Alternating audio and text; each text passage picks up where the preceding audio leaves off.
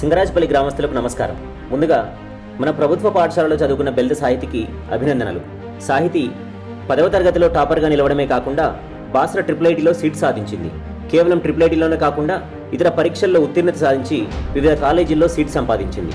ఈ విజయానికి సాహితి కృషితో పాటు తన కుటుంబ సభ్యులు, పాఠశాల ఉపాధ్యాయుల కృషి ఎనలేనిది. ప్రభుత్వ పాఠశాలలో చదివే విద్యార్థులకు చదువు, ఉద్యోగాలు రావు అని అనుకునే వారికి సాహితి చక్కని సమాధానం చెప్పింది. సాహితికి ఈ సందర్భంగా మరొకసారి గ్రామస్తులందరి తరఫున అభినందనలు తెలియజేస్తూ పూర్వ ప్రధానోపాధ్యాయురాలు కళావతి గారికి, ఇతర ఉపాధ్యాయురాలందరికీ కూడా మనస్ఫూర్తిగా అభినందనలు, కృతజ్ఞతలు. ఈ సందర్భంగా మన గ్రామ పాఠశాల గురించి కొన్ని విషయాలు తెలియజేయాలనుకుంటున్నాను. మన పాఠశాలలో ఎల్లప్పుడూ పాఠశాల అభివృద్ధి గురించి, విద్యార్థుల గురించి తప్పించే హెడ్ మాస్టర్ సుచిత్ర గారితో పాటు అత్యుత్తమ అర్హతలు కలిగినటువంటి సబ్జెక్ట్ టీచర్లు ఉన్నారు. వీరందరూ ఇంగ్లీష్ మీడియంలో మన పాఠశాలలో విద్యను బోధిస్తున్నారు. కేవలం కార్పొరేట్ పాఠశాలల్లో మాత్రమే కనిపించే green boards, digital screens, computer lab, science lab, library తదితర అత్యుత్తమ సౌకర్యాలు మన పాఠశాలలో ఉన్నాయి.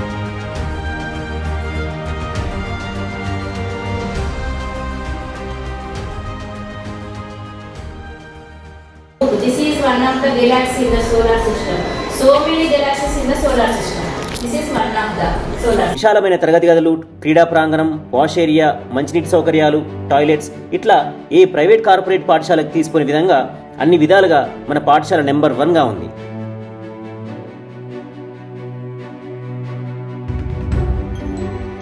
ప్రైవేట్ కార్పొరేట్ బడుల్లో నిర్వహించే జాతీయ సైన్స్ దినోత్సవం, mathematics day, teachers day, annual day, cultural day, జాతీయ ఓటర్ల దినోత్సవం ఇట్లాంటి ఎన్నెన్నో సందర్భానుగుణ కార్యక్రమాలు నిరంతరం మన పాఠశాలలో ఉపాధ్యాయులు నిర్వహిస్తున్నారు.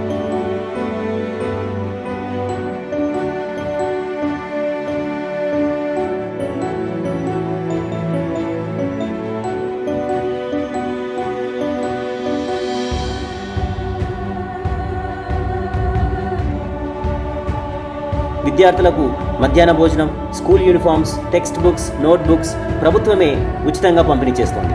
అతి త్వరలో విద్యార్థులకు ల్యాప్టాప్లు కూడా ఇచ్చేందుకు ప్రభుత్వం ఆలోచిస్తోంది. నేటి ప్రభుత్వ పాఠశాలలు ఒకప్పట్లాగా లేవు. ఈ ప్రభుత్వం విద్యా సంస్థలకు అత్యధిక ప్రాధాన్యతనిస్తోంది. పాఠశాలల్లో ఏ లోటు లేకుండా విద్యార్థులకు అన్ని రకాల సౌకర్యాలను కల్పించి వారి భవిష్యత్తును మెరుగ్గా తీర్చిదిద్దే ప్రయత్నం చేస్తోంది.